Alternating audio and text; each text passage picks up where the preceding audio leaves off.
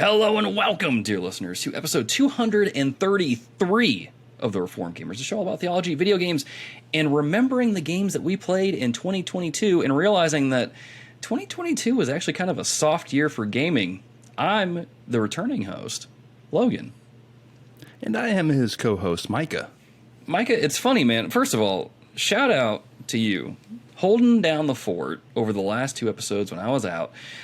Just holding down, doing some great episodes, man. I really enjoyed listening to them. You know, it was a good time. I appreciate it. Yeah, had Adam on, had Nate on to fill in some of those guest shoes. But yeah, absolutely. You said something in the last episode, and Nate was about to get into a debate with you about how 2022 was kind of a soft year for gaming. But I'm going to be honest, when I was prepping for this episode, looking at all the games that I had played through on the GG app, I was like, 2022 was kind of a weak year for gaming. Not to say that there wasn't good games, because there was, but not really stand out in my opinion. There's a few games that were stand out, but the year as a whole, not so much. Yeah, just when you compare it to most years, I think it was not necessarily didn't necessarily hold up. Yeah. Especially when you compare it to this year. Like, dude, we had our fantasy draft, right? A Dear Listener League, shout out to you guys. Had that draft earlier, and I'm looking at all these games that we're drafting. I'm looking at all the games that are coming out. I'm like, dude, 2023 is stacked. Like, yeah, it's crazy. 100%. 100%. Yeah, I was just looking at some of our rosters from the draft. We had it last night. Yeah, shout out again to the Dear Listener League. Logan, you picked up Final Fantasy 16 as your number one overall pick. I did. Which Adam Sutherland was, if he had any hair, he would be pulling his hair out because you didn't pick Tears of the Kingdom. Which Tears of the Kingdom fell to me to the number 4 spot, which I was shocked by. I could not believe. I thought Skinner was going to get that number 1, which, no shade to Spider-Man 2. That looks great, but who boy. But let's be honest, Skinner's a generation behind. He's not up to date with a lot of these games. No offense, he said this himself. But I laughed a little bit when Adam was like, "What is happening?" Like his brain was melting. You could hear it through the headphones. Me and him were on the same wavelength. We just thought that Tears of the Kingdom was like the number 1 overall pick, and it would go number 1 or number 2, if not. So when you got Final Fantasy 16, I think he was shocked. So my thing was, I'm going in here. I want Final Fantasy 16 real bad because I know it's going to be good. Watch it be terrible, but I was like, I got to get it. And if that means handing off Legend of Zelda: Tears of the Kingdom to someone else, you got to go with your heart, man. Go with your heart. It looks great, but actually both games look fantastic. So for sure, hopefully we'll both get 95s. Hopefully. I'm pulling for it because I need a good Final Fantasy game. I'll get to that here in a little bit because I've been playing Crisis Core.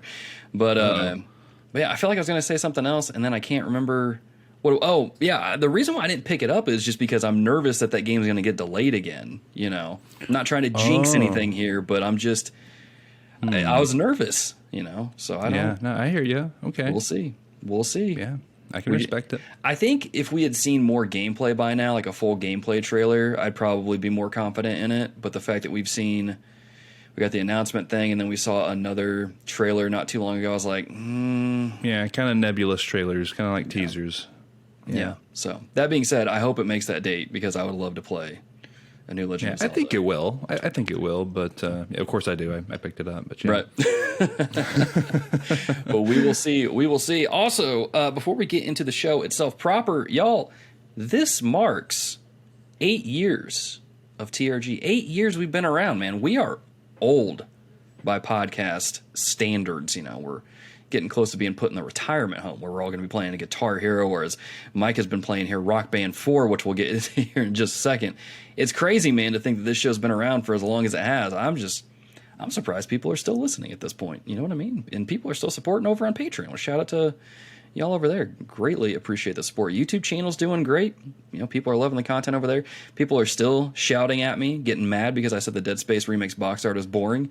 But all my comments are put in the little review bin, and I don't look at them. They get deleted after 60 days. I don't know what y'all are saying. TRG has been around so long, Logan, that I remember the days of literally being a fan of the show and a friend of mine, telling me about the podcast. I had never heard of you guys ever before, and here I am co-host with you now. And so it's been that long where I've been able to become a fan, get integrated into the community. And yeah, here we are. So yeah, shout out to 8 years of TRG. That is old man status. It's like, well, kind of like dog years sort of thing. It's like what is that in podcast really, like, years? 49 or 50 or something like that. Yeah. Yeah, something like that. So shout out 8 years of TRG, and hopefully we can just keep on trucking along. I thought you were going to say that you remember listening to the podcast when you were in high school now, and then I was like, wait a minute. Goodness. Because speaking of old, that would be, if you guys were around when I was in high school, that would be old. That would be very old. Yep. If you guys want to hear more about how old Micah is, you can go listen to that episode that we did with Joe Thorne. We got into it on there, and how Micah looks like Justin Long. So there is that, which is funny. I watched Dodgeball over the winter break, and I'm like, oh yeah, Micah's in this movie. I forgot about that. 100%. Dodgeball is super good. Just getting hit by a wrench, man. Yeah. Good times. Anyway, dear listeners, we are excited to be back in 2023.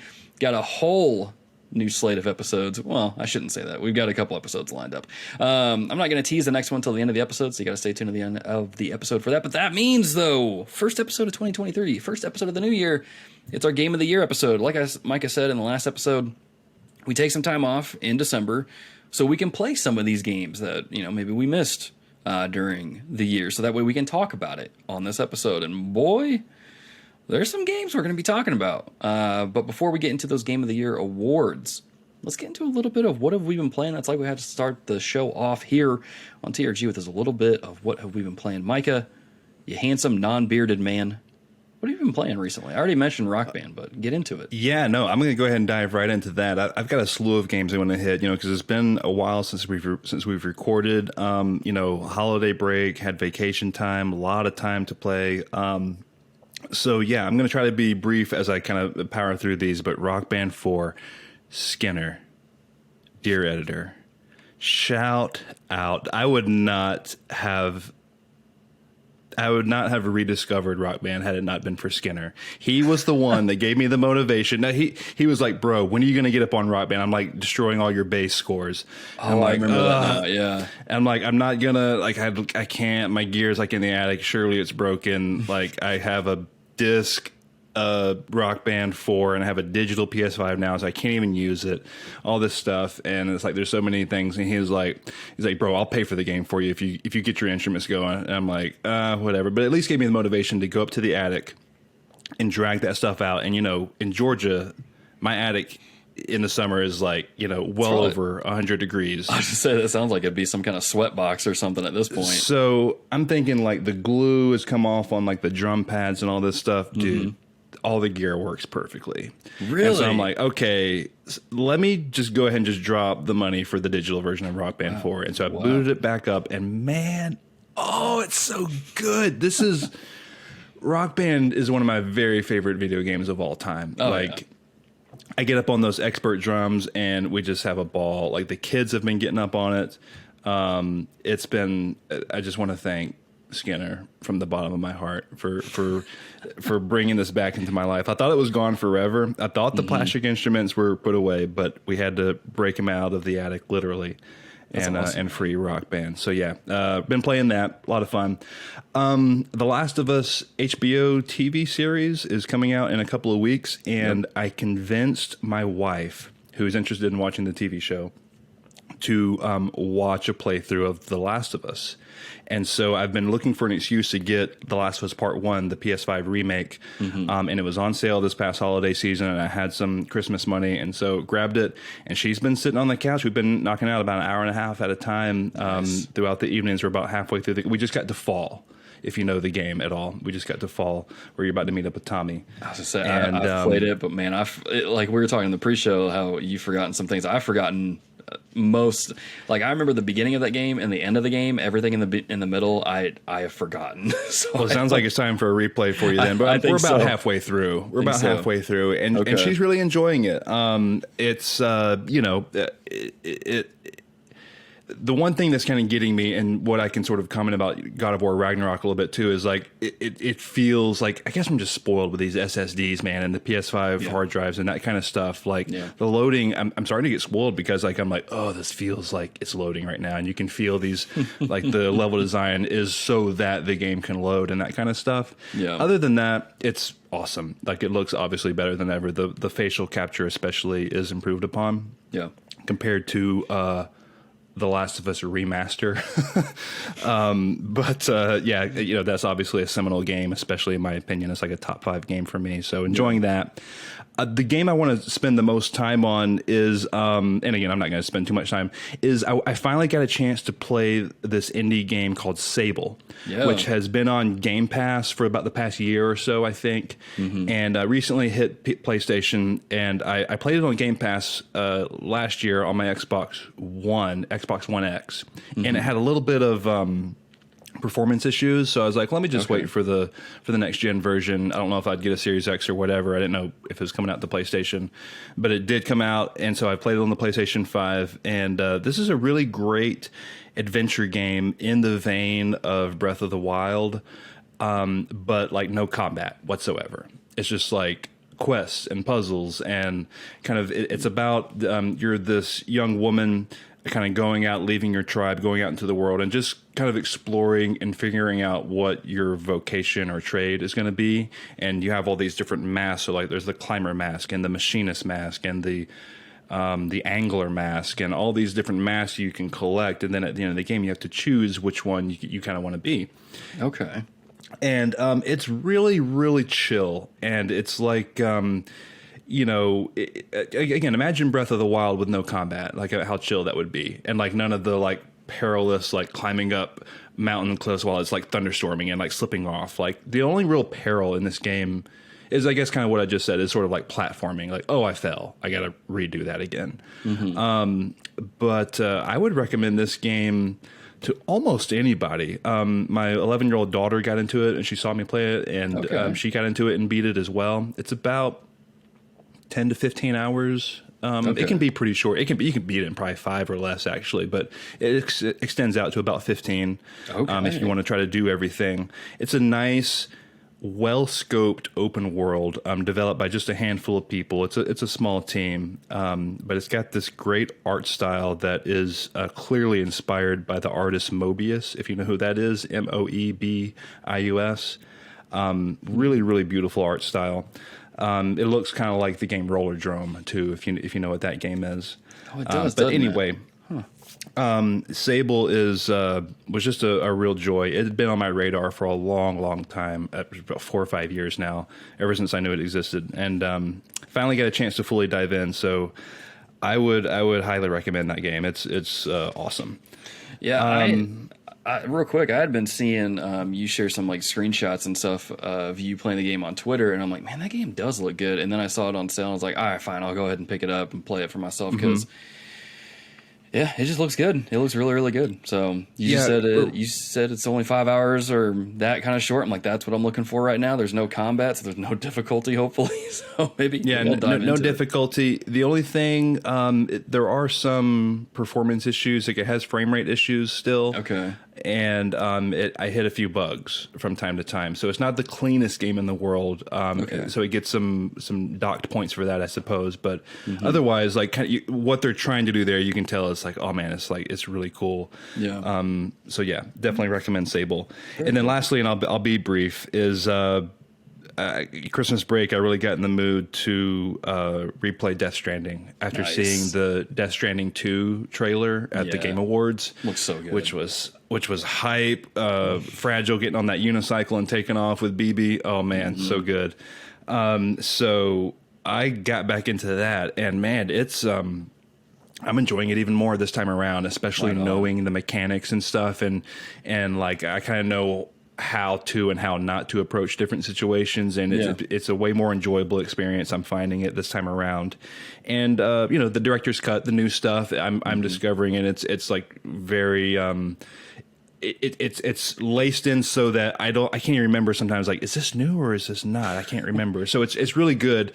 I just got the cargo catapult which is a new like kind of item you have. So it just shoots cargo across like fields, and then it kind of parachutes down, kind of MGS5 style. Yeah. And will land safely wherever you want it to. So awesome. Anyway, it's Death Stranding is really it's like a fine wine. I feel like it didn't hit me initially that great, but the more I think about it, the more I go back and play it and look at the mechanics that are there, it's another Hideo Kojima gem. It really is. Yeah. So enjoying my time with that one. That's another one I need to get back into, because I picked up the collector's edition or whatever it's called on PS5 and need to get back in there, because that the launcher, that was one thing I remember wanting to play around with, and I think they put like a racetrack in there with the bike or something, and I want to try that. Mm-hmm.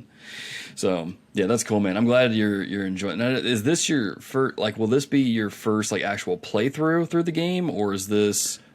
No, this is my second. I played it originally when it came out on PlayStation 4, but that was my one and only playthrough, so this is my second time getting to it. Okay. I was going to say, if this is your first time, boy, buckle up. Oh, no, yeah, no, I've been buckled, but yeah, just kind of, it's definitely one of those games. Buckled. Well, what I'm saying is, it's one of those games kind of like, you know, a Chris Nolan movie where you're watching, you're like, okay, let me watch that again. I need to watch that again, kind of thing. So I'm definitely enjoying it a lot more the second time around. Well, not a lot more, but it's just, there's more to enjoy, I should say, the second time around. Right on, man. That's awesome. That is awesome. Well, I was even going through, while Micah was talking here, I was going through my GG app trying to remember, like, what did I even play the time while I was gone? Because like the only thing it's been a while, yeah. The only thing I remember was Marvel Snap, and I know no one wants to hear me talk about Marvel Snap. So if you want your Marvel Snap fill, go into the Discord and we can talk about it over there. And we can talk about how Zabu basically just breaks the new meta. Zabu, it's Zabu, man. That tiger, cheetah. I don't even know what Zabu is. He's just some kind of cat thing. But the two games I do want to talk about here, because some of the other games I saw on my GG app, I was like, I'll talk about those when we get into the awards section. The two games I do want to talk about, first of all, I had never played Final Fantasy VII Crisis Core, right? Didn't have a PSP, so I never got around to it. So when I saw that this was coming to modern consoles, I was like, dude, yeah, finally, I'm going to get to play it. I'm about close to 4 hours into it now. And when I tell you that I almost fell asleep playing it earlier today, I think that's indicative of what kind of game it is. In that Final Fantasy VII Remake had this kind of magic to it where it's like, how is this taking one of the like keystone games or pillars of gaming, so to speak, and somehow making it better in some ways and still being amazing and capturing all that charm and magic from the original game and then elevating it in certain areas. Like, it was really a special game. And so I thought this game would carry on that torch to a degree. But first of all, I want to say this game does look really good. The way that they remastered it, touched it up, did all that stuff, did a really great job. The videos, you can kind of tell they took just from a PSP game and like stretched it out. Not to say it looks terrible, it does still look pretty good, but it's a good game. But playing it's weird because the side quest stuff is just kind of meh. Like, it doesn't really, it's not meaningful, you know, and it really feels like an old game, like old dated design. And even the combat kind of feels that way because it's that action sort of thing, but it feels kind of clunky to a degree. Like, the combos just don't flow together like I would like them to. But probably the biggest offender here is the story and the voice acting, because, oh my gosh, this game has Tetsuya Nomura's stink all over it. I feel like I'm playing Kingdom Hearts again. And I'm just like, stop. Like, you have like, Zach, I'm going to do this for YouTube people. So if you're listening to this, you need to go watch this on YouTube real quick. But there's this time, like, Zach will be sitting there, like, just standing idly, and he'll just be doing this. That's his thing, man. And I'm just like, Zach, what are you doing? You're in the middle of a mission briefing, and you're just over here doing calisthenics? What are you doing, man? What the heck? And then even the dialogue, like, Sephiroth will say something like, this isn't actual dialogue, I'm just going to say something, for example, like, we are recording a podcast. And then Zach will chime in like 5 seconds later, like, yes, we are. And then it's another awkward pause. I'm like, what is with all these awkward pauses? what is this? And I had a flashback to Strangers of Paradise, and I'm like, this is Tetsuya Nomura. This is Kingdom Hearts. This is just what he does. And I'm like, I think I'm at a point where if Tetsuya Nomura is tied to a game at all, I don't want to play it. Because I can't take it, man. Like I said, I almost fell asleep earlier playing it. And I'm just okay. Let me rebuttal just a little bit. First of all, I just threw up in my mouth just a little bit because I went back to look at the original release date of Crisis Core, and it's in 2007, which is almost going on 16 years old. That's when I graduated high school. So yeah, that kind of just threw me for a loop, just thinking about that just in general. But anyway, that also speaks to, again, the age of the game, kind of the core mechanics of the game. Sure. And some of that stiffness you're talking about. I remember playing it. I played it the one time originally when it released. Mm-hmm. And I remember thinking it was a slow start. So that's what I'm going to say. If you care about the story of Final Fantasy VII and you care about where Remake is going and what they're doing with the remake and stuff, I think you can probably pull through and stomach it and finish it out, because it does finish on a really good note. Okay. I don't want to be that guy that's like, wait 10 hours and it gets good kind of thing. You do what you want to do. Don't be that guy. You do what you want to do. But if you want to bounce out at 4 hours, but I'll just say it does. I remember it started slow and it got better as you went along, especially the combat systems and stuff. I remember getting way into kind of as it picked up steam. Mm-hmm. So, stick with it or don't. But I would say, the start is kind of slow. I remember it being really mission heavy. Like, why are you giving me so many like boring missions? Yeah. And then it really kind of started picking up story wise. And I'll say this too, because some people might be like wondering what I'm even doing in the game. I've done as many of the side missions as I possibly can now. There's a few. I think I have like 2 rank 4 missions open to me, and I'm level 13. And I can't I tried to do a rank 4 mission earlier today, and I just got killed in 2 hits. I'm like, okay, I'm not going to do this right now. So I'm trying to do all that. And I do like how you can set different loadouts. Like, I think you can have 3 different loadouts of materia and equipment. I'm like, that's really cool. I like that, because some of the missions have different monsters and you got to exploit their weaknesses, so you can swap those out. I love that. But yeah, man, 2007, holy crap. Maybe I need to be a little more lenient on this game. That is it's older than you think. Yeah. Dadgum. I'm curious to pick it up. I think I'm going to wait for a sale. I got time if I want to play it before Final Fantasy VII Rebirth. Yeah. I'll probably just wait for like a $20, $30 sale, something like that, and then maybe grab it. Yeah, I don't blame you. Wow, gosh, 2007. Okay, I'll keep that in mind as I keep playing it then. The next game I want to talk about is one that this is going to show up in the Game of the Year talks. Maybe not necessarily for Game of the Year itself, but it's still going to make an appearance. So I've been hearing rumblings about this game called Signalis for a couple weeks now, and I'm like, okay, I'll play it. I see it. It looks cool. I like the pixel art style. I don't know much about it. I actually didn't know anything about it. I just knew that people were really raving about it, and I'm like, all right, fine, I'll go ahead and pick it up. And I picked it up. And again, I didn't watch a trailer. I didn't know anything about the game, playing it or picking it up. I knew that there was some like horror elements to it, and I was like, all right, fine, I'll pick it up. And after playing it for like 2 to 3 hours, that first day I got it, I was like, this game is awesome. This game is like if Resident Evil got with Silent Hill 2 and just, do what couples do, and this game came out of that relationship. It's just, the pixel art is incredibly well done.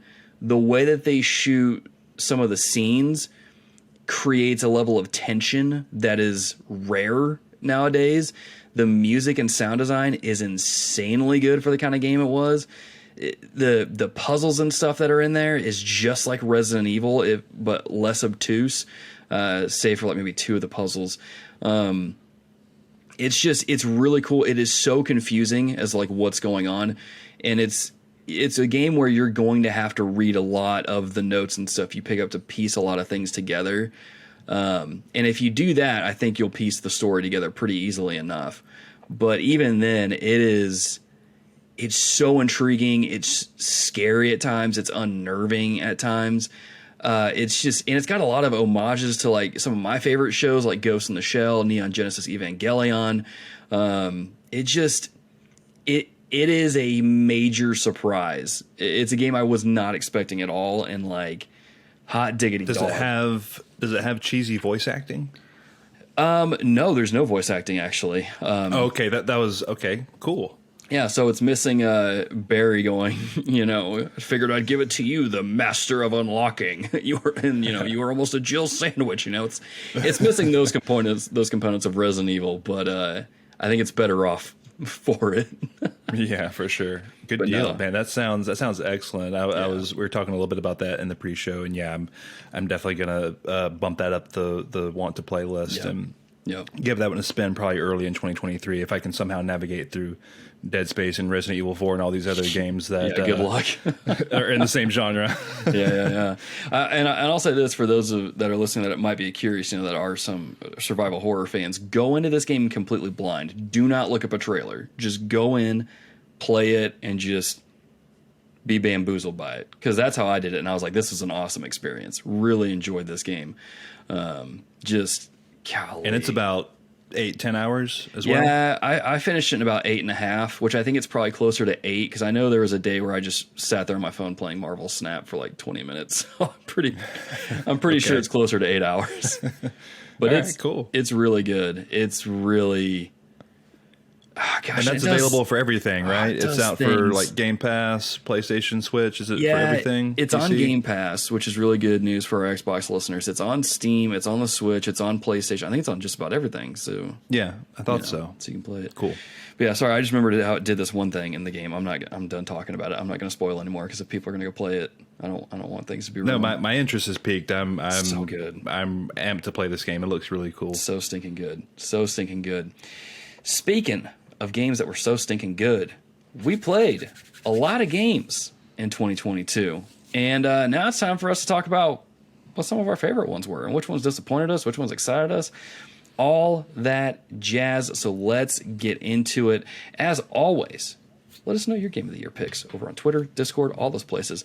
Although I think people did that already over on Twitter, and I got called out for trying to cheat on the Dear Listener League thing. So thank you, Aaron LY, for catching on. I was funny. I was telling them during the Dear Listener League, like, I wasn't even thinking about that when I sent that tweet. I was like, oh yeah, we do have the draft tonight, don't we? And Aaron's like, you're using this to get ready for tonight. I see what you're doing. Like, okay, big time cheats. Big time cheats. Big brain thing. And anyway, let's get into some game of the year talk. As always, y'all can let us know what your picks are for the different categories we have for tonight's episode over on Discord, Twitter, Facebook, all of those places. And the lineup of awards that we're going to be giving out tonight are Best Surprise, Biggest Disappointment, Outside the Box Award, which just makes me think of the old Nickelodeon show Out of the Box. No, that was Disney. It was Disney. The Broken Controller, which is becoming a yearly installment. A new one we've got this year, Best Game Pass / PS Plus Game. Best Revisit, game that we revisited last year. And then the coveted Golden Deer, the Game of the Year award that will be going out to maybe one game tonight, maybe two games. It just depends on what our picks are. But let's go ahead and get started with our list here. Micah, starting things off is the Best Surprise, the game that just wowed us. It bamboozled us. We didn't expect it to be as good as it is, but we're glad it was as good as it was. And it caught us off guard, and we're so glad it did. Micah, let's get started, man. This is the one where I probably had the hardest time coming up with an answer, because I feel when it comes to video games, I'm pretty well informed with what I'm getting into, and I usually I don't play things that I think are going to be just kind of average, so mm-hmm. I'm rarely surprised, like, wow, this is really exceeding my expectations in a major way kind of thing. So I think the one that got me as far as like when it was announced and how quickly it came out, and then it just played it, and it just like, it kind of just washed over me like, holy smokes, this is really, really, really good, is Rollerdrome. I just mentioned it just a few moments ago. If you remember me talking about this some months ago, this is the Roll7 developed Tony Hawk Pro Skater inspired Max Payne slow down time infused bullet thing where you get combos with your roller skates and blast dudes and robots away. And it is simply a blast to play. Certainly came out of nowhere as far as like, I never knew I needed this. Kind of like I never knew I needed Rocket League when that became a thing, you know? Yeah. It's like, roller derby mixed with, Max Payne, and like dual pistols, shotgun. It's like, gimme. Hitting the leaderboards with scores and stuff. So, again, great art style, similar to Sable, like I was just mentioning. Roller Drone was the one that kind of swept me off my feet, so to speak. Yeah. Right on, man. It's a good pick. That's a good pick. I remember playing the demo and being like, man, this is surprisingly cool. Wow.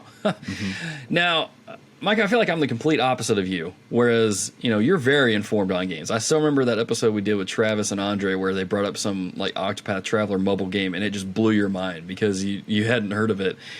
Yeah. I feel like I'm on the opposite end where I'm like, I don't really like pay attention a whole lot unless it's like a big AAA game or Nintendo or something like that. Then I'll pay attention to it.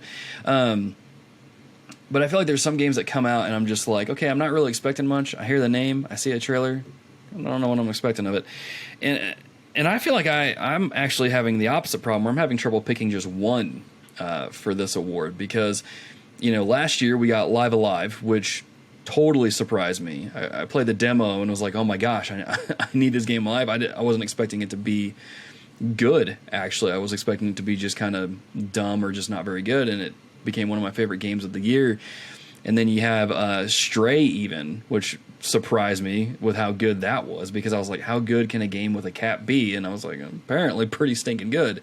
So there's that. And then even the game that people probably wish I would shut up about, Marvel Snap, because I don't do mobile games. I don't. Yeah. But Marvel Snap came out of nowhere. I was expecting this game to be something I download on my phone, play for a week, delete, and it's become a daily thing in my life ever since. Logan, I was thinking, looking at this category, that you would pick Marvel Snap as the answer. So here's the thing. I was going to pick Marvel Snap for this, but I'm actually going to save it for... Actually, we could probably give a game 2 awards, couldn't we?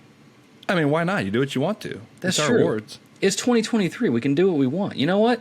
I am going to say the best surprise is Marvel Snap for me, because I was not expecting this game to stay on my phone and my iPad and my computer as long as it has. And I wasn't expecting to play it as much as I have. And I wasn't expecting to put as much money into it as I have. Y'all are welcome for that game being free, by the way. I'm just going to say that and let the hearer discern. Watching this game wash over guys like you and friend of the show, Nate McKeever, yep. I think y'all two have been the biggest evangelists that I've seen in my purview. Seeing it wash over you guys the way that it has genuinely been really fun to watch. Like I know now, like I'm not gonna dabble with that. I'm not gonna dip my toe. But I have enjoyed watching you guys enjoy it so much, and hopefully it doesn't like devolve into some like sad thing eventually. Yeah, I hope not. But no, that's cool as crap. Marvel Snap just came out of nowhere. Yeah. Pardon the rhyming there. And that was a surprise. Like even me not playing it, I feel like it might be the surprise of 2022. Yeah. You know? Especially with as many people are playing it, like as many of my friends are playing it, we're all talking about it. It's just like, I was not expecting it, man. I was expecting us all to be talking about like Elden Ring or something, but now here we are still talking about Marvel Snap. We all won't shut up about it. Even got my wife to download it and play it, and it's just like, oh, what'd she think about it? She's not super into it like I am. She enjoys it for what it is. She gets frustrated when she snaps and then loses, like we all do. But she's enjoying it, not as much as I am, thank goodness. Because we would that's probably broke. A good thing. But no, she's enjoying it, and I'm just like, this is so cool. What a game, man! What a game. So plus it's introducing you to new Marvel characters that you probably never even heard of, like Kazar and Rescue and Arnim Zola. You mean Kazar from the Savage Land? Yeah, Kazar from the Savage Land. Wait, do you know who Kazar is? Oh yeah, I know who Kazar is. Yeah, okay. Or is it? I thought it was Kazar, but maybe it's Kazar. I don't know. See, I don't know the way. character. I just know I do know who you're talking about, though. Actually, well, that's surprising. All I know about him is that he buffs all my one cost cards. So that's all I know about those. He's super helpful.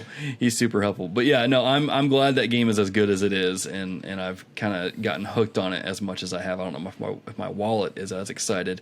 So maybe there's a little bit of disappointment there from my wallet, which leads into the next award, the biggest disappointment game of 2023. And man, it didn't take me long to come up with a game for this at all. But how about you go first then? How about you go first then, Logan? Okay. And I'll go second on this one. So I'm sure some people may be expecting me to say Gotham Knights, but no, I went into Gotham Knights knowing what I was going to get. Even when I saw the trailers and heard what it was, I was like, this game's probably not going to be very good, but I'm going to at least enjoy it. And I did enjoy it. It's not a good game, but as who's the guy that does the Kyle Bossman. Yeah, he calls it it's a box of chicken nuggets is what the game is. And man, that is the perfect description for what Gotham Knights is. Needless to say though, I went into that game knowing what it was. Didn't really disappoint me a whole lot. You know what game did disappoint me? Is the game that I pre-ordered the night before and then realized there's no reviews out for this game. That is never a good sign. And then the reviews came out and said that the Callisto Protocol is not that very good of a game. And then when I played it, I was like, no, it's fine. The reviews are, oh my gosh, this game is not that great. Wow, this is not the second coming of Dead Space that I thought it would be. Man, this game is super clunky. Man, these boss designs suck. Man, this is a pretty game, but the enemy AI is garbage. Why is it taking me 10 seconds to refill my health during a boss fight and there's enemies rushing me? Why am I even healing at all? That game burned me in a bad way. I think where I have like Stockholm syndrome a little bit now that they patched it and the animations are smoother and everything, I'm like, maybe this was a good game. No, it's not. The Callisto Protocol, Logan, is a big disappointment. I was this close to getting burned as well. I was buying into the hype, and I almost hit that pre-order button, which I seldom do. Yeah. But I thought about it because it looked so good. I was so ready for that Dead Space spiritual successor. And you're right. I didn't see reviews. Like when's the review embargo, guys? Yep. Like, of course, we're in the fantasy leagues. We're always talking about review embargoes. Mm-hmm. We're like, is this going to be? Oh, this is day one reviews. Uh-oh. Yep. And then this is a great answer. I don't know personally, but it has watching your experience and just seeing everything that has allowed me to be like, oh, okay, whoa, pump the brakes. I'm maybe not going to play this after all. Yeah. I hate that this game is not as good as we all thought it was. This one really hurts my heart. Yep. And I will say that they did release a patch where they did like speed up the animations on a lot of stuff, and it did improve the gameplay quite a bit. But the problem is that's one aspect that's a little bit better, but the story, the character, the boss fights, those are still broken. You can't fix those. And it just by the time I reached the end of that game, I was so upset that it ended on just, pardon my language, but just a wet fart. That I'm just like, what? Why did I spend $70 on this game? This is, oh my gosh, it was So the biggest disappointment award goes to the Callisto Protocol for me. I would much rather play Gotham Knights a second time than play the Callisto Protocol. That answer is way better than mine. I should have gone first. Dang it. So for me, huh? Yeah, it's all subjective. But for me, this is a game that was not highly hyped, highly marketed, we'll say. And you'll know what I'm talking about in just a little bit. But it has had good pedigree behind it, good developer and publisher. It was kind of right up my alley as far as genre. It had some cool, unique things going on, seemingly that looked unique to that game. But Ghostwire Tokyo didn't quite deliver what I hoped it was going to deliver. Yeah. Now, you're like, well, Micah, you got the Platinum Trophy on that. I got the Platinum Trophy on that. But that was one of those just barely. Like, it was a collectathon at the end. And it had enough good things about it that hooked me through. But in the end, I kind of look back at it, And this is, again, caveated with I don't think this is a bad game. I still enjoyed it, but it was my most disappointing game where I thought this was really going to be a banger, and it was just like, this is pretty generic open world schlock. Man. So yeah, Ghostwire Tokyo, again, not a bad game. I would give it like a 3 out of 5 kind of stars or whatever, I'm going to be honest with you. I played that game and I forgot all about it.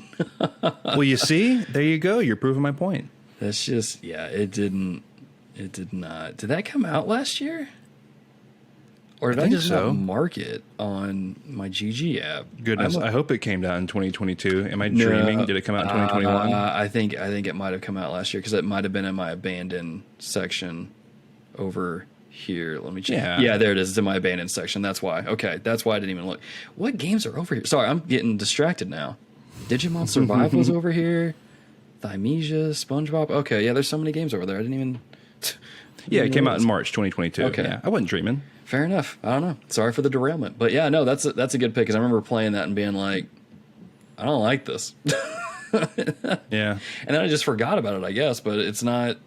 I guess that's just a testament, though, to like how much better than the Callisto Protocol it is that, I'm not feeling buyer's remorse deeply about it. I at least enjoyed it. The Naruto hand signs were pretty cool. Shooting the little lights at the that was cool. But, it is what it is. Is what it is. But speaking of, doing Naruto hand signs and shooting lights out of our fingers and things that have nothing to do with it, because I don't have a good segue for this, on to our next award, which is Outside the Box Award. And Micah, this is one that you came up with. So would you mind kind of letting the dear listeners know what this award is? Sure. Well, listeners of TRG and, longtime fans, you get settled in and we're like, yeah, I know Logan's taste. And, some of the listeners are starting to get to know me and we're like, yeah, I know Micah's taste. I know Adam's taste. So this award is for we're kind of, you and I are kind of individually patting ourselves on the back for going outside the box and playing a game that we usually just wouldn't play. Us. Yeah. Way to expand your horizons a little bit, you nitwit. But no, so I thought this would just be a fun one to kind of highlight a game that, is something that we tried that we're like, yeah, I like this, and this isn't my usual Kool-Aid that I would drink. Fair enough. So for me, that game, I think you know what it was. It's MLB The Show. I got hooked on this game early in the year, or maybe around the middle of the year, May, June. But yeah, I don't play sports sims. I don't play Madden or FIFA or MLB The Show or anything, but a couple of things. My 11-year-old daughter is way into softball, and she's way into the Atlanta Braves, and so I've kind of been getting more into baseball again through her, and so we played it together and really had a great time with it. I didn't do everything you can do. It's it's a live service game that is infinitely there's a ton of stuff to do. Yeah, I was gonna say there's a lot. But I played it for maybe 40, 50 hours, I feel like, and got a lot of value out of that game and really enjoyed my time with it. I was a catcher. I played the catcher position for anyone curious. But yeah, MLB The Show was a delight, and I don't play sports games like that. So yeah, that's my outside the box award. On, man. Yeah, it's funny how you're talking about that listeners kind of know what my tastes are. And it's like, yeah, no one was really surprised when I got into Trails or when I got into Forza Horizon Hot Wheels or even the Hot Wheels Unleashed game or whatever. No one's really surprised I got into Signalis because no one really knew what Signalis was until we started talking about it on the show here in the Facebook group. But people know, longtime listeners know, I despise mobile games. I hate them. I hate everything about them. I hate their monetization methods. I hate just their lackluster design. I hate the way that they're designed to basically gear you to lock you out from playing the game after a while and forcing you to spend money. Hate that stuff, right? So, again, this is why I asked earlier, can we give a game 2 awards here on the show? And I'm going to. That's why Marvel Snap blew my mind when I downloaded it and was like, the monetization in here is ridiculous, but I can still play the game as much as I want and just keep trying out new cards. I can mix and match cards. I can try out new arenas. I can, do all these different things. Oh, there's a daily challenge thing that just opened up for me. I can do that. There's variants in there that if I want him, I can get different versions of the cards I have, and they look cool or they look stupid, but I like them. It just is what it is. It's all subjective. But that game surprised me in so many ways that I'm like, even to this day, I was thinking about this earlier as I was playing it.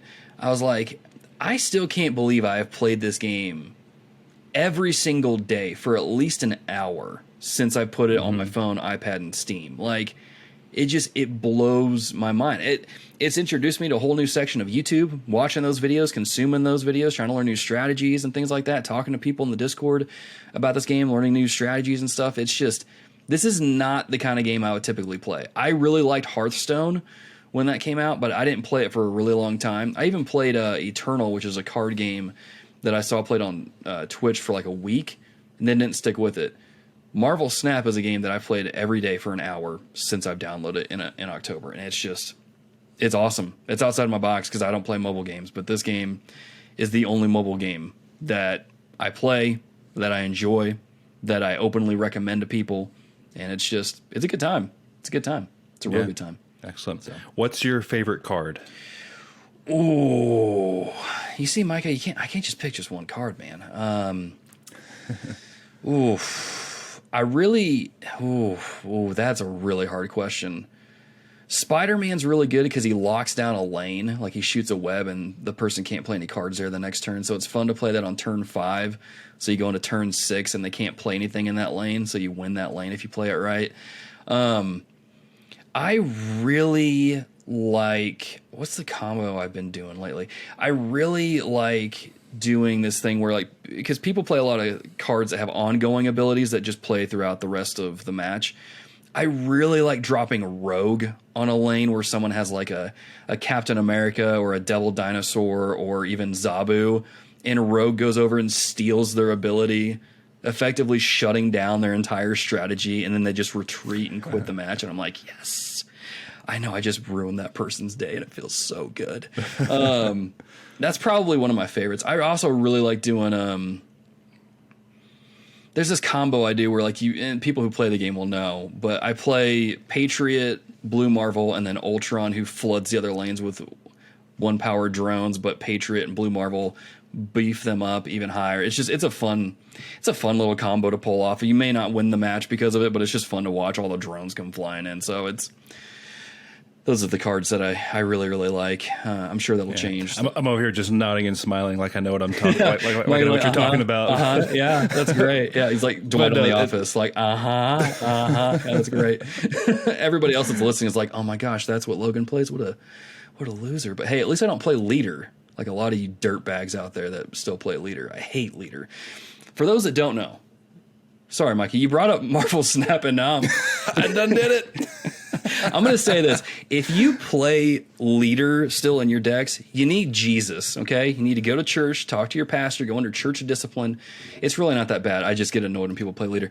What Leader does is when you play him on turn 6, he copies all the cards that your opponent plays on your side, effectively basically making you win the match. And it's just...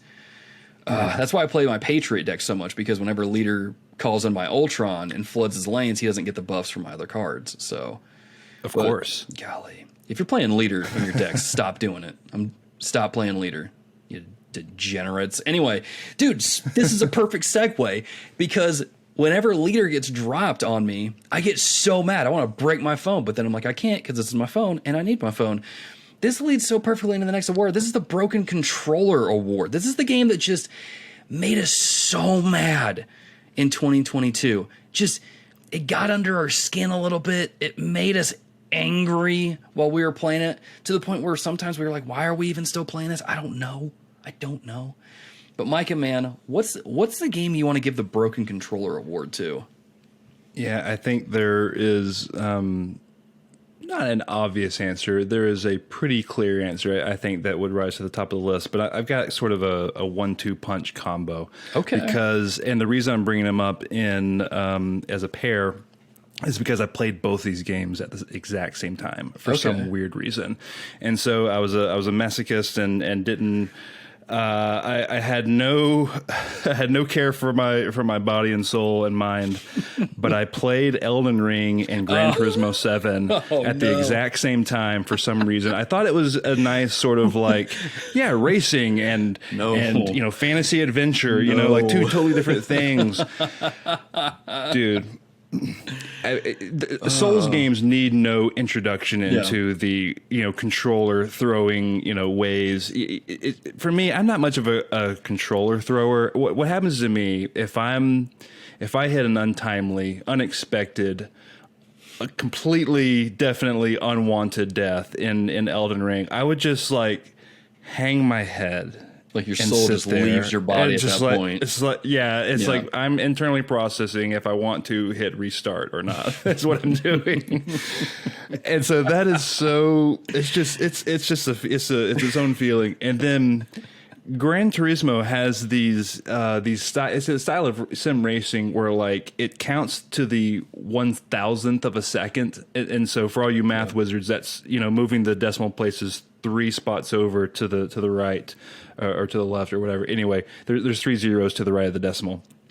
And you like fail a race or like a driver's license challenge you're trying to get by like 0.002. Dude, get out of here with it's that deflating, crap.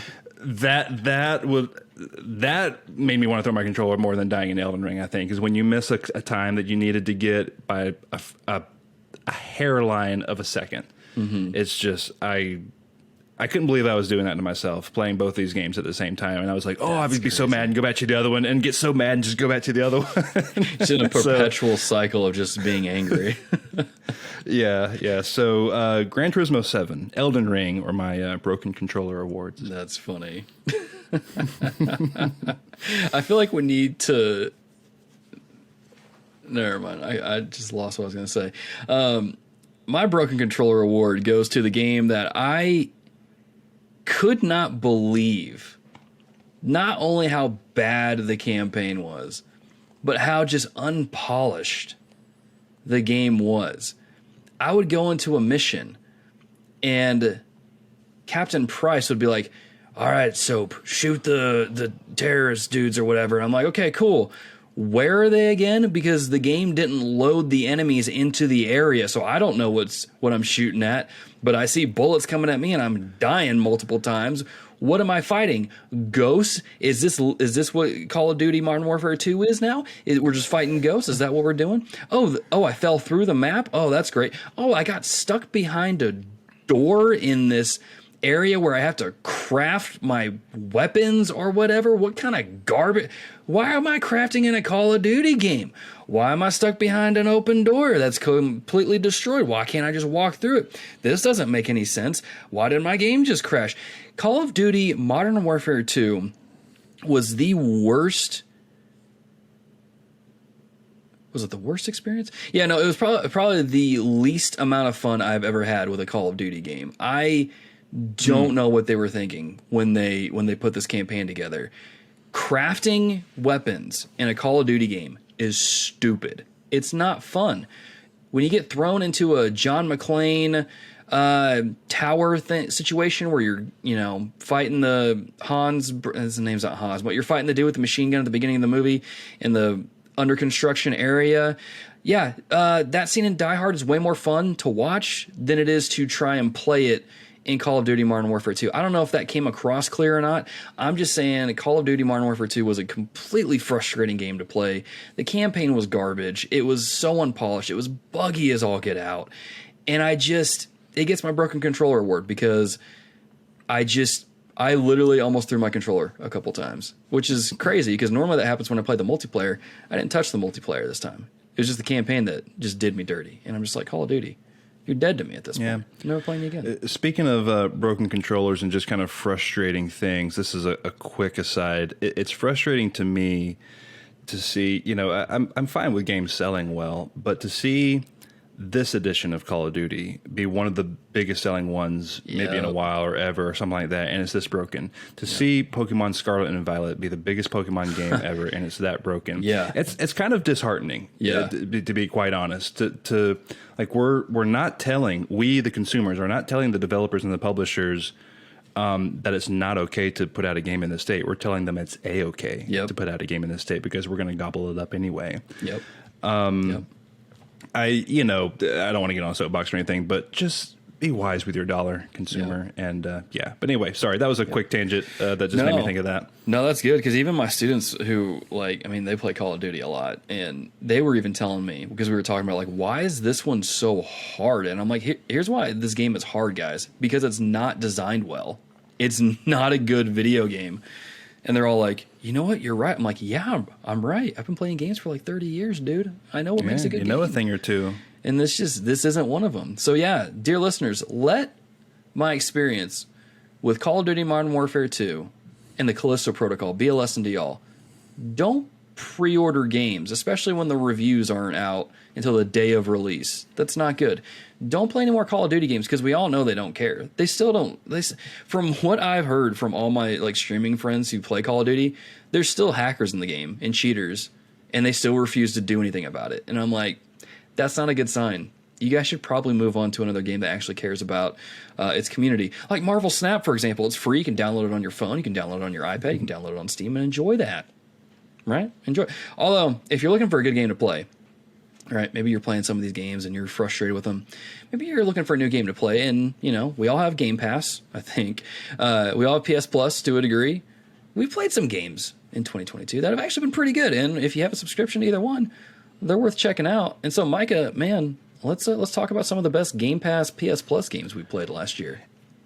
Yeah, this is one where I don't know. I just think these services are becoming more and more just so integrated into kind of the normal hardcore gamers ecosystems and lives that I felt like it was worth kind of a shout out. So I guess I've got one for both, for the Xbox side and the PlayStation side. For Xbox, I think it's obvious. Well, no, it's not obvious. There's lots of good ones. They had Pentiment. They had As Dusk Falls. TMNT Shredder's Revenge was a Game Pass game. Sorry, you mentioned Pentiment, and I'll say this. I booted that up earlier today. Not my kind of game, but the historical stuff in it, talking about Martin Luther, dealing with the church and stuff, and you can learn about it. I'm like, this is stinking dope. This is really good. Yeah, no, it's a vibe for sure. I want to dig into that. I mentioned to you before, listeners probably will know, and Xbox fans especially will know that I haven't had Game Pass on for most of the time I've been co-hosting the show. I'm about to boot that back on and kind of catch up on my backlog of Game Pass games and play games like Pentiment and some of these others. But anyways, the one I want to highlight, it was, you may not think of it as a Game Pass game, but it was certainly, at the Microsoft events and that sort of thing. But one of my very favorite games of this year, A Plague Tale Requiem, was a day one Game Pass game. That gets my award. That game is stinking good. It's I played that and then played God of War Ragnarok right after it. And I remember thinking, as I was early in Ragnarok, I was like, wow, this really speaks to Requiem, because this looks really similar. And the audio and the music is really similar. And just all that kind of AAA budget stuff goes into Requiem that I think a lot of fans don't. I think they sort of view it in that sort of AA camp. And this is 100% like a big budget kind of AAA experience with really good voice acting, story, narrative, set pieces. The mechanics are improved upon compared to the original. I've spoken about this game a bunch in the past, but Plague Tale Requiem is my Game Pass / PlayStation Plus game of the year. Right on, man. It's a good pick. That was a good pick. Yeah, I when I was looking at this award and kind of thinking through some of the games that I played throughout the year, because I've definitely played more games on Game Pass than I did PS Plus. I couldn't tell you what I've played that's a PS Plus game and what isn't, to be honest with you. So I can definitely give you a good Game Pass record. And there's several really good games on Game Pass. Scorn is not one of them, by the way. Did a video on that. Y'all can go watch that. But as I was looking through here, I was like, okay, what did I play on Game Pass this year that I really, really enjoyed that I think deserves this award? TMNT Shredder's Revenge was on Game Pass. That is a great game if you haven't played that yet. Abzu was one I played for the first time last year. It didn't come out last year, but still a really good game. It's on Game Pass. It's pretty awesome. Signalis is on Game Pass. Really awesome game that I think is worth checking out, but that's not the one that gets the award. The one that gets the award is the one that was a difficult game, but it looks great, and if you can overcome the challenges and get decent with it, and if you're a fan of like old school Legend of Zelda, Tunic is your game. Tunic is your game. And that's the one that, if I remember correctly, I believe it came out in 2022, and it's the one that I want to give that award to. I thought that game was incredible. I didn't finish it because I just got distracted by other games, Trails games being one of them. But when I played it, I remember thinking like, wow, this is a really well-designed game.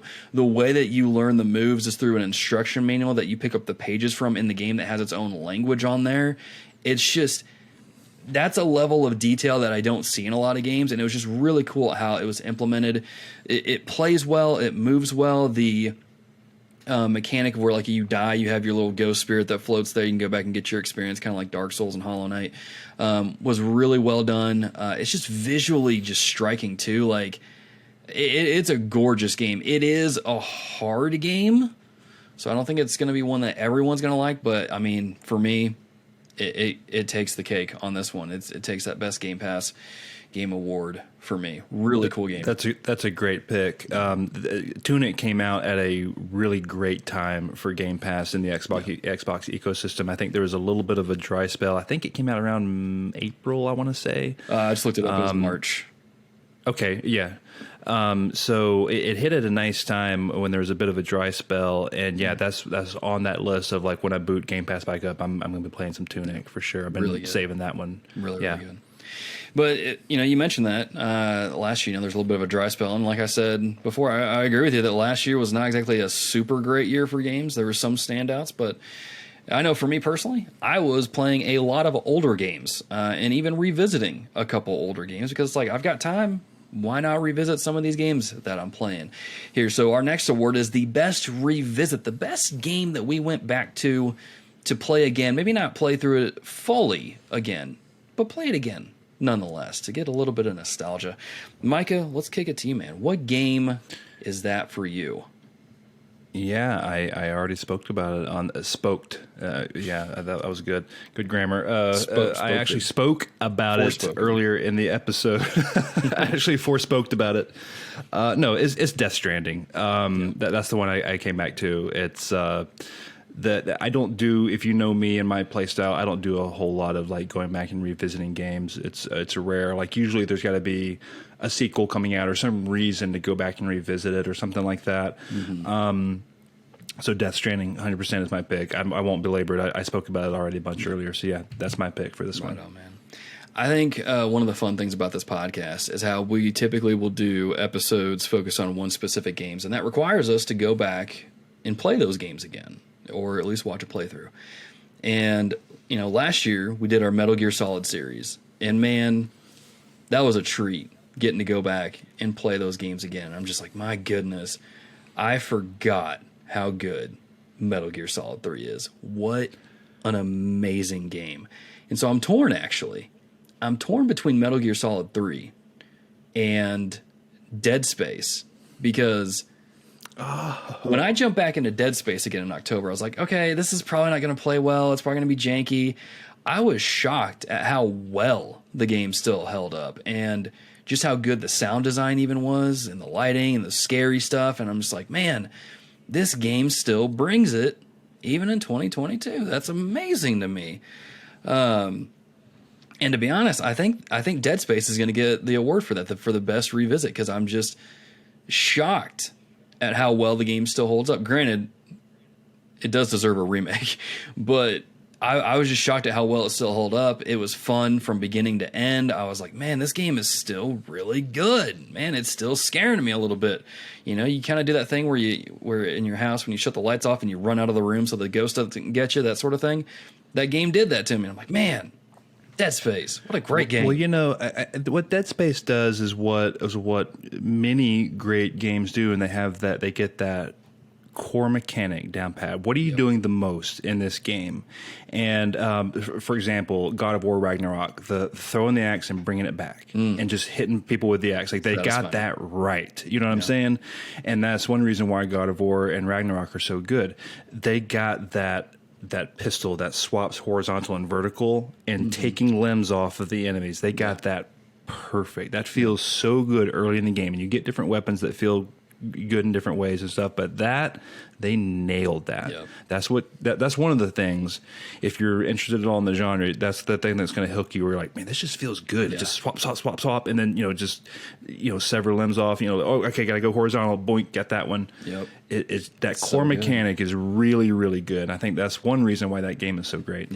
Yeah, and I will say this too. Another thing I was disappointed about with the Callisto Protocol is the stomp thing. Just didn't feel like you were just destroying the floor when you were hitting it. I was playing Dead Space. Whenever Isaac, you press the stomp thing, it feels like you're destroying that part of the ground that you're stepping on. It's insane. It feels ridiculously powerful, and it just so good. I cannot wait for that remake, man.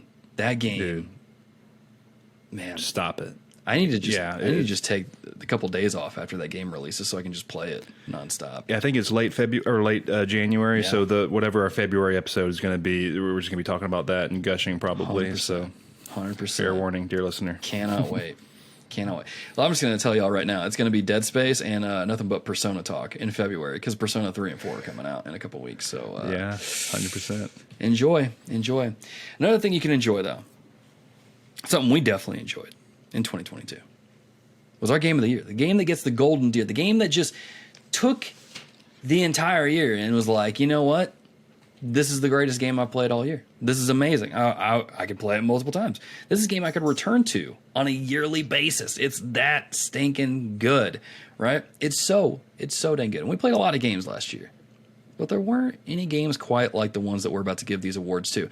Over on Patreon, Alex Castellanos says his game, Trails from Zero, for the win. Alex, you named one of the games that's in my running for Game of the Year. That game, hot diggity dog. What a year, man. Playing through Trails in the Sky, 1, 2, and 3, then going to Trails from Zero. Oh, my goodness. So much payoff from the writing. So good. It's not the only game in my running, right? There's a few other games. Micah, what's a couple games in your running for Game of the Year? Okay, spoiler, if you listen to the December patch notes, if you're a patron, listen to the December patch notes. I dove deep into my my nominees, I guess, for Game of the Year, and kind of spoke about each one in depth. So I'm not going to go into that sort of depth. You can go over to the Patreon and subscribe if you want to listen to that. But I mentioned A Plague Tale Requiem earlier as one of my favorite games, and that one stands. It really, the narrative in that game and the payoff and the if you've invested in both games, it's so very good, incredibly impactful emotionally, and I just love those characters, Amicia and Hugo Darun, and all the supporting cast in that game, really great. So I want to highlight A Plague Tale Requiem again. It almost won my Game of the Year. I kid you not. I think I got that at number 2. That's close. I love that game so much. Props to Rollerdrome. I mentioned that already. Props to Stray, the cat game that kind of came out of nowhere. So that surprising. Game has wonderful atmosphere and level design, and just really kind of it wasn't really a platformer, but the way you kind of platform around, I'll just say, for lack of a better word, as a cat is just really kind of satisfying in a way I didn't really expect. So shout out to Stray. Shout out to TMNT Shredder's Revenge. Yes. Such a good game. That game was maybe one of the most nostalgic fueled things I've ever experienced in my life, period. Yep. That was, I know we talked about it. I played with you and Sound of the Rain. We chopped up in like 2 sessions, I think, and knocked it out, or maybe 1 session even. I can't remember, but I think it was 1, because we did it that night. Was it 1? Yeah. Yeah. You're right. Maybe we just played some more on a separate mode or something. But anyway, that game's super good. Yeah. And so, I haven't mentioned two games I think are obvious, Elden Ring and God of War. And I want to speak to both of those if I can briefly. Yeah. Because I think I just owe it to the audience to talk about Elden Ring. Elden Ring is not my game of the year. I liked Elden Ring a whole lot, but it's simply not my cup of tea. Yeah. I think I played 60-ish hours of Elden Ring, beat a lot of bosses. I don't know. How many bosses are in the game? Do you know? Is it over 100, like 200 bosses? I don't know the specific number. I know when I looked at your trophy list, though, like you had made it a pretty decent way into the game. Yeah, I feel like I bit off enough where I get this. I went to I got the whole reveal of like the new map area and all that kind of stuff. Spoiler, sorry. I like that game a lot. I remember texting my brother-in-law Brett a whole lot, just anecdotes like, "Oh, dude, it just hit so and so, and they slayed me, and or I killed them, really easy, you know, and this sort of thing." And a lot of fun things about it. But I just those games at the end of the day, I don't know. It's just too much like checking the internet and like, okay, what do I do here? Let me check this, and just consulting a laptop or a tablet constantly. And I just don't really want to be doing that if I can help it. That's really immersion breaking for me. So while I completely understand the impact that Elden Ring had on the industry and why so many people hold it in such high esteem, it kind of washes over me very similar to Breath of the Wild in that, like, I get why people say it's really great and seminal. I gave it a really good fair shake, and I didn't even roll credits on that game, like either one. So, you may say, like, well, Micah, you can't really judge, you didn't finish it. Like, well, I don't know, 60 hours is pretty... I would say 60 hours. Pretty good amount of time, you know. So, Elden Ring's really good. It's just not my cup of tea. So my game of the year is God of War Ragnarok. Fair enough. That's probably not much surprise if you know my taste. This game, in my opinion, improves on the original game in every way except for one, and that's pacing. The pacing in this game is all over the place, I'll just say. It's really slow at the beginning, and then it goes way too fast at the end. There's some pacing issues, but everything else about it, I just have to applaud. One thing that I'll call out that I probably haven't said already is the way that they take Norse mythology and make it their own in really neat ways that tie into God of War. Like, for example, Fenrir, which in Norse myth is Loki's son, I believe. And in this game, he's his wolf, like that. He's like his sleigh dog. And so just the way that they take things and twist it and kind of fold it into the God of War lore is really neat. And there's way more Easter eggs and way more kind of thoughtful storytelling and the ways that they tie that in than you think are there. Yeah. So it was just a really special game. The voice acting, the story, all the performance and stuff are really great. The combat is still 10 out of 10. It can be as easy or as hard as you want it to be when you consider the 4 or 5 difficulty levels and the fact that they have, you have your normal fights and you have your optional berserker fights, which are kind of equivalent to the Valkyries in the first game. And you can go challenge yourself with those and get the best gear. It's not a perfect game. We talked about this is kind of a down year. This was my favorite game I played. This was the game where I'm not playing it and I'm thinking about it all the time. Yeah. Logan, I know Ragnarok didn't wash over you quite the same way as God of War 2018, but to each their own. I'm interested to hear what you have to say for yours, but Ragnarok was game of the year for me. Yeah, I'll just say 2022 was a weird year for me when it comes to playing PlayStation exclusives. I don't know what it was, but when I played Horizon Forbidden West, I got glitches out the wazoo, got stuck underneath the game world several times. Yeah. And God of War Ragnarok was a similar experience, but for different reasons. That I'm just like, what? Should I just not play PlayStation exclusives anymore? Because something is not going right with my PlayStation when I play them. It's weird. It's weird to me. And I'll just spoil it now. We'll get into more God of War Ragnarok in our next episode when we bring Nate McKeever onto the Backlog Breakdown to talk about the game. Yeah, that game just did not hit with me like it did everybody else, and I wish it did. because I was sitting there playing it, and I'm like, I can see why people like this. The performances in this game are insane. Like the motion capture. I remember one scene specifically with Freya where they're talking about. I almost spoiled it. She's talking with Kratos, and just this like subtle, like she furrowed her brow a certain way and kind of grimaced a little bit. I'm like, that is insanely detailed. Like you can feel and see the pain on her face, and you can hear it in her voice. I'm like, the performance in this game is insane. Like it is the best I have seen of any game in a while. It's just nuts. It's nuts. The combat is stupid when you string things together. Like, I don't mean stupid in a bad way. It's stupid because of how just giddy it makes you, you know? You get... Almost spoiled another thing. We'll talk about it in the spoiler cast. But needless to say, I can see why people like this game. But man, the pacing really did a number on me. And it just... The amount of like shimming, I don't know what it was about 2022. It was like the year of the shimmying through things. Like Callisto Protocol did this.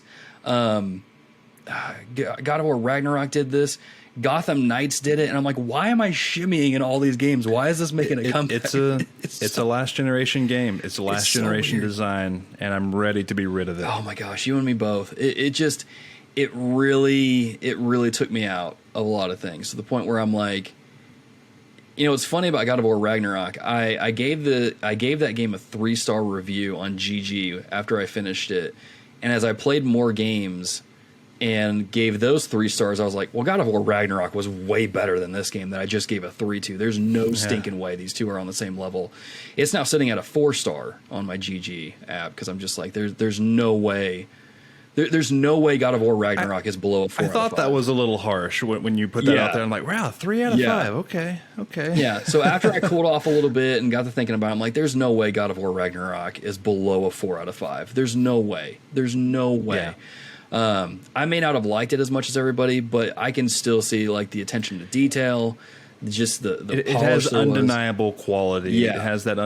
Me and we kind of got it from Sacred Symbols, but me and Nate talked about that production per square inch. Yes, that is oftentimes brought up in Sony first party games, where it's just dripping. Yeah, with every angle, whether it's the audio, the visuals, the thought of like the level design or whatever else. It's just highly focus tested, highly produced, to a fault. That may not be your cup of tea. Sure. But it's kind of hard to argue with some of the just like technical aspects of it. Yeah. When you just kind of hold it up to any other game, Yeah. Absolutely. And I'll say this too, the side quests in that game, I didn't get to, I need to get that game back on my PlayStation because I was deleting games off to make room for new ones because Christmas is getting a bunch of them.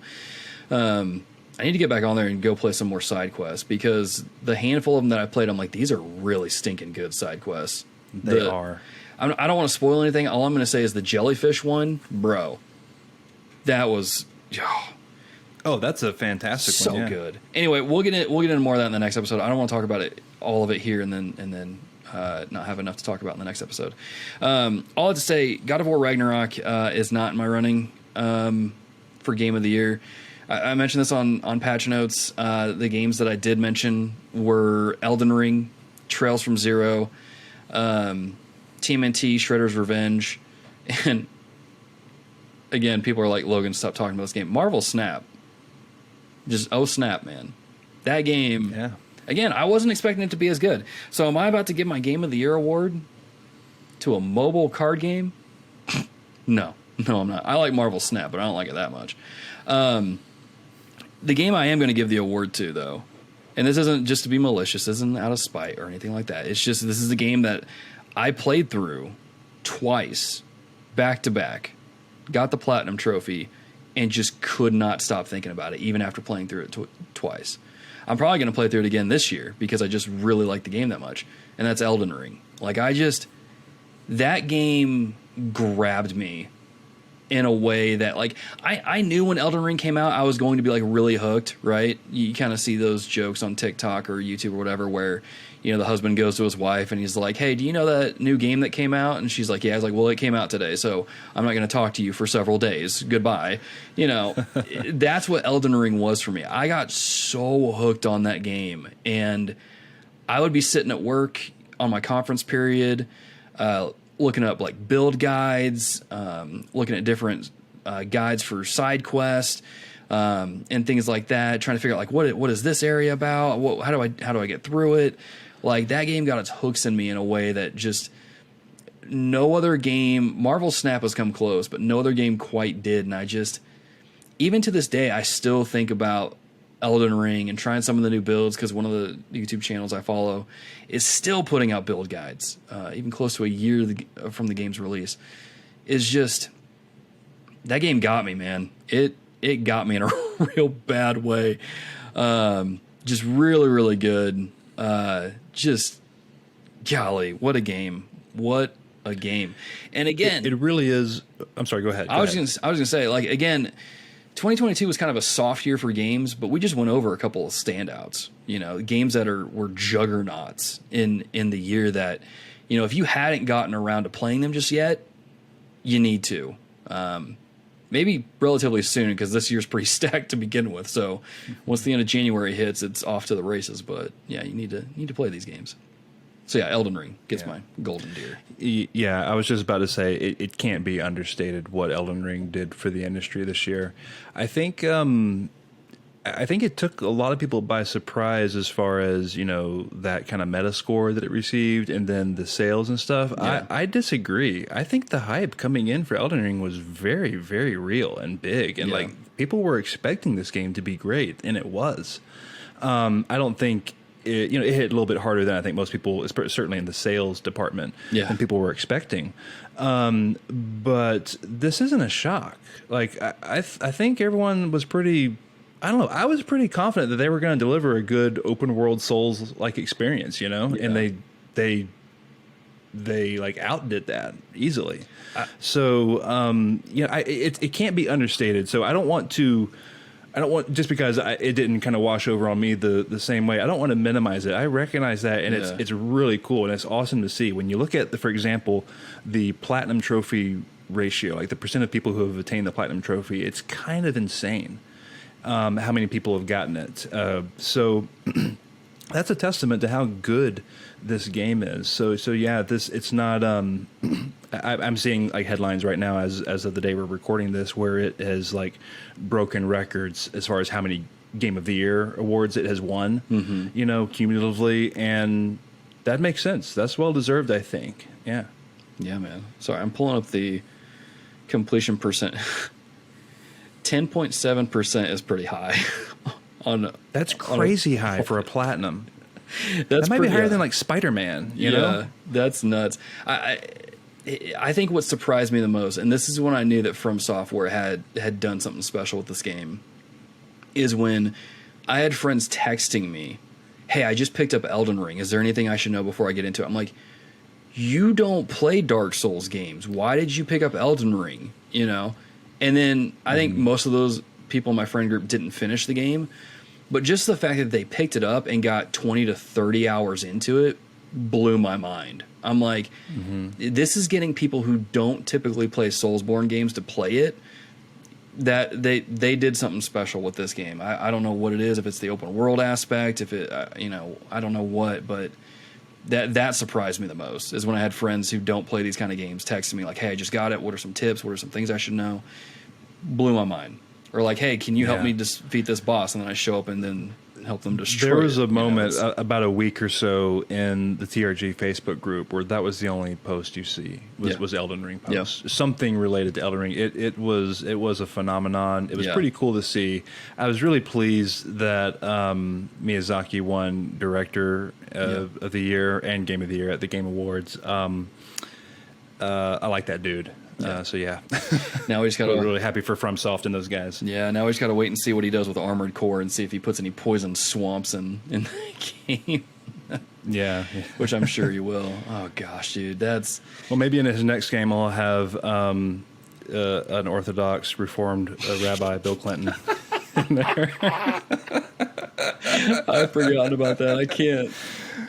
Just whatever, man. What a year, dude. What a year 2022 was. Oh gosh. Yeah. Reformed Rabbi. Yeah, I gotta say real quick as we're talking about 2022, shout out to Jeff Keighley and the Game Awards, man. That was a great show, and just what he's doing over there with that. You know, you can make fun of it all you want for like the cheesy writing for the presenters, the ads or whatever, but dude's producing a good show. He's trying his best, and like you get these moments like Bill Clinton and like what's his name, Kratos actor, going on and on for 13 minutes oh my gosh, in his speech, and it's that kind of like that E3 vibe we've been missing, that like kind of cringy, like we're all watching this and cringing together kind of thing. So I just want to shout out the Game Awards. That is a fun watch for sure. I'll say this. I don't typically watch the Game Awards because I just typically get bored with them. This one from last year was surprisingly good. Like, I'm like, man, this is definitely a step up from the last couple of years. And it's just that Bill Clinton thing at the end just really was the cherry on top. And I will say this. I love the kind of like bromance or brohood between Joseph Ferris and Jeff Keighley. It's fun watching them together, man. It's so cool. So cool. Joseph Ferris is a fun dude, obviously. He's so cool. Love the games he makes. Can't wait to see what he does next. But yeah, dear listeners, those are our awards. The TRG Game of the Deer Awards. As always, let us know what your picks are in the Discord server, Twitter, Facebook, all those places. Let us know what your picks are. Micah, man, let's end it with this because we're in 2023. We're finally in the year. The Dead Space remake, that Resident Evil 4 remake, that Spider-Man 2, Suicide Squad, Trails to Azure. I know that's kind of a more obscure pick, but I'm looking forward to it. We're in a year where it's stacked, dude. What is a game or two that you're looking forward to? I know you did this with Nate in the last episode, but I didn't get to talk about him, so here we are. Yeah, no. Actually, you're putting me on the spot, so let me pull up my GG real quick to kind of say something other than Spider-Man 2. Our draft picks. No, I do keep an ongoing list. I'm sorry, what were you about to say? I was gonna say, while you're looking that up, I've got one that I can go ahead. Shout out immediately. It was my first round draft pick during the Dear Listener League for Fantasy Critic. Man, Final Fantasy 16. The more I see about this game, the more hyped I get. I cannot wait for it. The summons look insane. The story seems more mature and dark, and that's what I've been looking for in Final Fantasy for a while now. It's a nice change of pace from the boy band brohood sort of thing in Final Fantasy 15. 16's looking stupid good. I cannot wait to play that game. Already pre-ordered it. Got the Steelbook. Let's go, man. I'm ready for it. Yeah, there's so many good games, Logan. Yep. Like, you didn't even mention things like Starfield, Alan Wake 2, hopefully, if we get that. Yep. It's going to be so good. I think the games I'm going to highlight are Hollow Knight, Silksong. How can you mention it's got to be this 2023? Year, right? It's got to be this year. It's got to be. Yeah, so Hollow Knight, Silksong is at the tippy top of the list. Yeah. There's a bunch of games early on outside of Dead Space. You got RE4, you got Star Wars Jedi Survivor. That's going to be a day one pickup for me. And then the last one I think I'll mention, I'm looking through my list here. The last one, it is picking up steam for me in my heart. And the more I see it, the more I'm like, well, this does look really, really good. It's Hogwarts Legacy. Yeah, dude. I think it's going to deliver. I've got a pre-order, man. I think it's... me and my wife are ready. Oh, do you? We're so ready. Okay. We are so ready. If it gets hit hard by the critics, for reasons we won't get into, whatever. I think it's going to deliver. It looks pretty darn good. I think it looks really good. Those are a few... those are a few that I've got kind of earmarked. But... I mean, my thing is too, like, this is the year of JRPGs, man. JRPG fans rejoice because we're going to be eating good this year. You have Persona 3 and 4 here in just a few weeks. You have Sea of Stars. Sea of Stars later this year, which is going to be, I hope it's amazing. It looks awesome. I'm definitely going to be picking it up. You have Trails to Azure coming out, which me and Alex Castellano, shout out. We are looking forward to that. Then you have Trails from Reverie in the summer. You have Final Fantasy 16. I'm sure I'm forgetting other JRPGs. For Grand Blue Fantasy Relink. There's lots of good stuff. Yep. All the Suikoden remasters, you have those coming out. And then maybe the Final Fantasy Pixel remasters might be coming to the consoles. I saw some rumblings of that at the end of the year. last year. I mean, we're going to be eating good. And then for those of us that are comic book fans, Suicide Squad in May. Dude, what a great way to kick off the summer, man. To go kill the Justice League. I talk often about how I don't really have much of a backlog. That's going to change in 2023. Absolutely. I will have a backlog this year for sure. And dude, if we end the year with Spider-Man 2, what an amazing year. What an amazing. And if we get Armored Core as well, dude. This is going to be a crazy year. This is gonna be crazy. You're already talking too much goodness, Logan. Surely some of these games are going to get delayed into 24. I hope not. I will pray hard for them to come out this year in a good state. Because we all know my prayers for Metroid Prime 4 ain't working. So there we go. Oh, my goodness. But no, it's going to be... Sorry, Logan. It's going to be a good year. It's going to be a good year. There's a lot of good games to look forward to. So again, dear listeners, if you have any that you are excited for, let us know. You've already done so on Twitter, but let us know in the other avenues as well. But before we let you go, we can't just end the episode. We don't do that over here. We're not that kind of podcast. We got to give out some recos. You've gotten plenty of them from our awards here that we talked about in this episode. Maybe for some of you, the goofiness of Crisis Core pushed you to pick it up. I don't know. Maybe it is. But Micah, what are some recos you would like to give our dear listeners? Yeah, during the holiday break, like I said, had some vacation time, so got to catch up on some TV watching as well, and me and my wife watched Andor on Disney Plus, the Star Wars show based on Cassian Andor, one of the protagonists from Rogue One, one of the better Star Wars movies in recent memory. Yeah. But yeah, Andor is super good. It is not very Star Warsy, as in, it's got all the accoutrements and all the set dressing and everything, but like it's not the Star Wars genre, if you know what I'm saying. It's more of kind of a hard boiled kind of thing where like a lot of espionage and spy stuff going on. It's good, really good. A lot of, of course, fan service love characters that you would know from other movies and series and things. Yeah. So I know the Disney Plus Star Wars stuff has been kind of hit or miss. Mandalorian, thumbs up. Boba Fett, maybe not. Yeah. But Andor is a good one. So I would definitely recommend this one if you're at all a Star Wars fan. Definitely like a solid.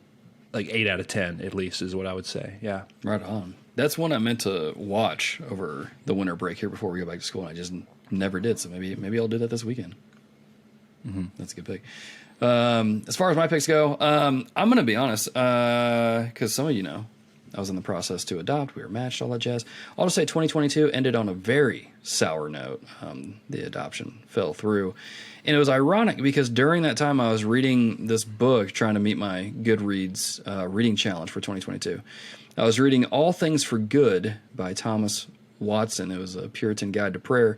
And it was a good read during the time. Very ironic. But it was a very good read, just reminding myself of just how God's sovereignty works, how you can take comfort in that, how things happen in life that don't make a lot of sense. And it's just, for those that love God, there's a way that things just work out for good. Don't know what that is all the time, but it's a good read. I'm not going to say much more beyond that, but it's a good read. Highly recommend it if you are doing a reading challenge this year and you're looking for some books to fill up your challenge goals. Highly recommend All Things for Good by Thomas Watson. Pretty short read too. Very, very short read. My other recos are, of course, Signalis. Go play that. That game blew my mind. Just if you're a Resident Evil fan, Silent Hill fan, Evangelion fan, whatever, you just like survival horror, go play that game. Enjoy. And I'm not going to spoil anything. Go into that game blind. Just do that. The other reco I'm going to do is for my Marvel Snap players out there. Check out the Snapchat podcast. It's done by Cozy Snap. He's a YouTube Marvel Snap creator. Does a lot of good stuff, a lot of good videos, a lot of good decks. Just a really good podcast, too. So if you're looking for some Marvel Snap podcasts or just more Marvel Snap, period, go check out the Snapchat. Really good podcast. I've been enjoying listening to that and hearing them talk about the different cards and the meta and the packages that came out over the winter break. Just really cool stuff. They do a really good job talking about the game and the news surrounding it over there. But speaking of doing things really well, I think we do a pretty good job here at TRG, and maybe you do too. If you like what we do here at TRG, consider supporting us over on patreon.com. Support over there goes a long way in helping us continue what we do here at the show, getting new equipment, getting new games, those sorts of things. We really appreciate y'all's support over there. And yeah, support as low as $1 a month gets you some perks as well. It gets you early uncut access to all of our episodes. And then it not only does that, it gets you some extra episodes as well at the $5 tier and above. So patreon.com/reformgamers, consider lending your support this year. But if you can't support us financially, totally understand. There's other ways you can support us by interacting with us on YouTube. If you're watching this episode on YouTube, hit the like button down below, subscribe to the channel, and share this video with your friends that are looking for a gaming podcast that is from the Christian perspective. They might enjoy that. You can also follow us on our website. TheReformedGamers.com has links to all of our stuff, including our socials, such as Discord, Twitter, Facebook, MySpace. I think that's all we're at now. And all that stuff there, yeah, just to go enjoy those things. I'm trying to think if there's anything else, and I think that's basically it. If I'm missing anything, it'll be in your show notes in your podcast app, where we give you timestamps as well, which hopefully you've noticed, hopefully you've utilized, and hopefully I won't, hopefully I don't know where I was going with that, but yeah, hopefully you've used those and enjoyed those. But again, dear listeners, thank you for joining us for the first episode of 2023, and be excited, because next episode, we're talking about God of War Ragnarok with Nate from Backlog Breakdown, and then we'll probably spend February talking about Persona and Dead Space. So, I don't know. We'll see how it goes. Again, if you're a patron, you get behind-the-scenes access to all that stuff, so you'll know what we're going over before anybody else. But with that being said, again, y'all, welcome to 2023. 8 years of TRG. Let's go. Without further ado, be a dear. Keep it locked here, and we'll see you in the next episode.